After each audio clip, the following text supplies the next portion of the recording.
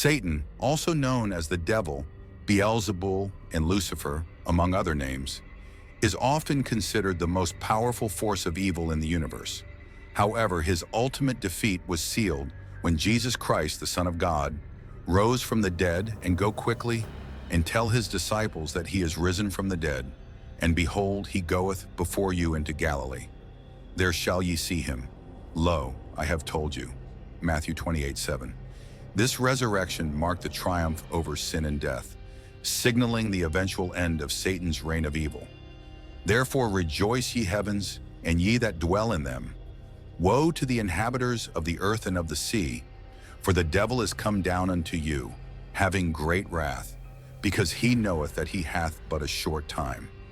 Revelation 12:12 reminds us that Satan's time is short, as his defeat was guaranteed from that moment onward. Satan's downfall began when he, originally the angel Lucifer, challenged God's supremacy and sought to redirect heaven's worship toward himself. 13. For thou hast said in thine heart, I will ascend into heaven, I will exalt my throne above the stars of God. I will sit also upon the mount of the congregation in the sides of the north.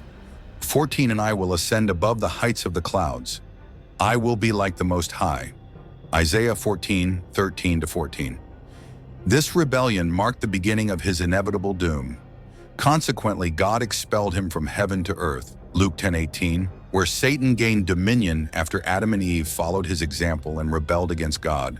6. And when the woman saw that the tree was good for food, and that it was pleasant to the eyes, and a tree to be desired to make one wise, she took of the fruit thereof, and did eat, and gave also unto her husband with her. And he did eat. And the eyes of them both were opened, and they knew that they were naked. And they sewed fig leaves together, and made themselves aprons. Genesis 3:6-7. And unto Adam he said, Because thou hast hearkened unto the voice of thy wife, and hast eaten of the tree of which I commanded thee, saying, Thou shalt not eat of it. Cursed is the ground for thy sake. In sorrow shalt thou eat of it all the days of thy life. 18. Thorns also and thistles shall it bring forth to thee, and thou shalt eat the herb of the field. 19. In the sweat of thy face shalt thou eat bread, till thou return unto the ground. For out of it wast thou taken, for dust thou art, and unto dust shalt thou return. Genesis 3:17-19. Wherefore, as by one man sin entered into the world, and death by sin, and so death passed upon all men, for that all have sinned. Romans 5:12. On earth, Satan is referred to by various titles, including the prince of the power of the air. Now is the judgment of this world. Now shall the prince of this world be cast out. John 12:31. Wherein in time past ye walked according to the course of this world, according to the prince of the power of the air, the spirit that now worketh in the children of disobedience. Ephesians 2:2. The God of this world, in whom the God of this world hath blinded the minds of them which believe not, lest the light of the glorious gospel of Christ, who is the image of God, should shine unto them. 2 Corinthians 4:4. The accuser of Christians. And I heard a loud voice saying in heaven, Now is come salvation and strength in the kingdom of our God, in the power of his Christ. For the accuser of our brethren is cast down, which accused them before our God day and night. Revelation 12:10. And the deceiver of the whole world. And the great dragon was cast out, that old serpent called the devil, and Satan, which deceiveth the whole world. He was cast out into the earth, and his angels were cast out with him. Revelation 12:9. Hell, described as a place of eternal punishment, was prepared by God specifically for Satan and his followers. Then shall he say also unto them on the left hand, Depart from me, ye cursed, into everlasting fire, prepared for the devil and his angels. Matthew 25:41. A common misconception is that Satan and God are equal foes, battling for dominance. This is completely false. God has no equal and is the supreme creator of all things, including the angel Lucifer, who later became known as Satan. As a created being, Satan only possesses the power and authority that God permits him to have. This truth is evident in the book of Job, where Satan has to ask for God's permission to torment Job one of his servants. Now there was a day when the sons of God came to present themselves before the Lord, and Satan came also among them. Job 1:6. And he took him a potsherd to scrape himself withal, and he sat down among the ashes. Job 2:8.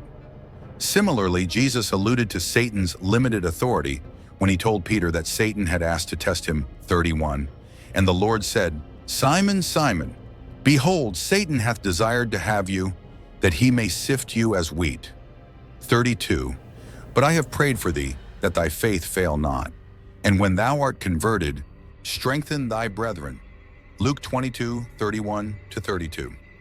Even Satan's demons must seek God's permission before they act, as illustrated in the account of the demon-possessed man in Mark 5:9-13. 9, and he asked him, What is thy name? And he answered, saying, My name is Legion, for we are many. And he besought him much that he would not send them away out of the country. 11, now there was there nigh unto the mountains a great herd of swine feeding. And all the devils besought him, saying, Send us into the swine, that we may enter into them. And forthwith Jesus gave them leave. And the unclean spirits went out, and entered into the swine, and the herd ran violently down a steep place into the sea. They were about 2,000, and were choked in the sea. And they that fed the swine fled, and told it in the city and in the country. And they went out to see what it was that was done. And they come to Jesus, and see him that was possessed with the devil, and had the legion, sitting and clothed, and in his right mind. And they were afraid. And they that saw it told them how it befell to him that was possessed with the devil, and also concerning the swine. And they began to pray him to depart out of their coasts. And when he was come into the ship, he that had been possessed with the devil prayed him that he might be with him. 19, howbeit Jesus suffered him not, but saith unto him, Go home to thy friends, and tell them how great things the Lord hath done for thee, and hath had compassion on thee. For reasons known only to God, Satan is allowed to cause turmoil on the earth for a limited time. Ultimately, God will banish Satan forever, demonstrating his absolute sovereignty and unparalleled power. 1 Corinthians 15:24-26. 24, then cometh the end, when he shall have delivered up the kingdom to God, even the Father, when he shall have put down all rule and all authority and power. 25, for he must reign till he hath put all enemies under his feet. 26, the last enemy that shall be destroyed is death. Prophecies about the end times, stating, Then the end will come, when Jesus hands over the kingdom to God the Father, after he has destroyed all dominion, authority, and power. For he must reign until he has put all his enemies under his feet. The last enemy to be destroyed is death, for he has put everything under his feet. This passage highlights the ultimate victory of Jesus over all forms of opposition. Satan's time of freedom is limited. When Jesus returns, he will engage in a final battle often referred to as Armageddon. And he gathered them together into a place called, in the Hebrew tongue, Armageddon. Revelation 16:16. However, this battle will not be a prolonged struggle, according to 2 Thessalonians 2:8. And he gathered them together into a place called in the Hebrew tongue, Armageddon. Jesus will annihilate Satan's forces with the mere word of his mouth. And the remnant were slain with the sword of him that sat upon the horse, which sword proceeded out of his mouth, and all the fowls were filled with their flesh. Revelation 19:21 reinforces this by describing how his spoken word will be the instrument of their destruction. Thus, Scripture assures us that Jesus will triumph definitively, putting an end to Satan's reign and defeating all his adversaries, culminating in the destruction of death itself. In the book of Revelation, after the Battle of Armageddon, Satan is bound for 1,000 years to prevent him from deceiving the nations, and cast him into the bottomless pit, and shut him up, and set a seal upon him, that he should deceive the nations no more, till the 1,000 years should be fulfilled. And after that, he must be loosed a little season. Revelation 23. This period is often referred to as the millennial reign of Christ. At the end of the 1,000 years, Satan is released and once more leads a rebellion against Christ. 7. And when the 1,000 years are expired, Satan shall be loosed out of his prison. 8. and shall go out to deceive the nations which are in the four quarters of the earth, Gog and Magog, to gather them together to battle, the number of whom is as the sand of the sea. And they went up on the breadth of the earth, and compassed the camp of the saints about, and the beloved city, and fire came down from God out of heaven, and devoured them.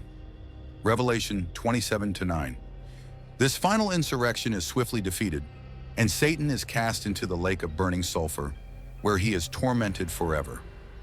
And the devil that deceived them was cast into the lake of fire and brimstone, where the beast and the false prophet are, and shall be tormented day and night forever and ever. Revelation 20:10. In Revelation 20:11-15.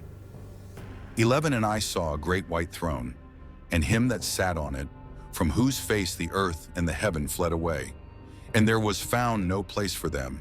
And I saw the dead, small and great, stand before God.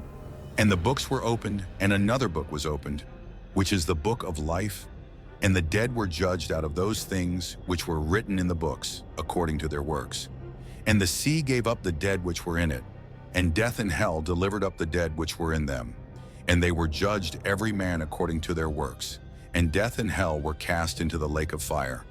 This is the second death. 15. And whosoever was not found written in the book of life was cast into the lake of fire. It is described that there will be a final judgment for all those who have rejected Christ. This event marks the last act before the children of God enter eternal paradise. During this judgment, sin and Satan will be eternally banished. In one sense, Satan is already defeated. Through Jesus' crucifixion and resurrection, he triumphed over Satan, as noted in Colossians 2:15. And having spoiled principalities and powers, he made a shoe of them openly, triumphing over them in it. This victory allows us to overcome Satan daily. Empowered by the Holy Spirit, we can resist Satan's temptations and walk in a way that pleases God, and be not drunk with wine, wherein is excess, but be filled with the Spirit. Ephesians 5:18. This I say then, walk in the Spirit, and ye shall not fulfill the lust of the flesh. Galatians 5:16. If we live in the Spirit, let us also walk in the Spirit. Galatians 5:25. While Satan currently operates as the god of this world, in whom the god of this world hath blinded the minds of them which believe not, lest the light of the glorious gospel of Christ, who is the image of God, should shine unto them. 2 Corinthians 4:4. His ultimate defeat is certain. He will be eternally condemned to the lake of fire, unable to spread his evil again. Christians can thus live confidently, knowing Satan is a defeated foe.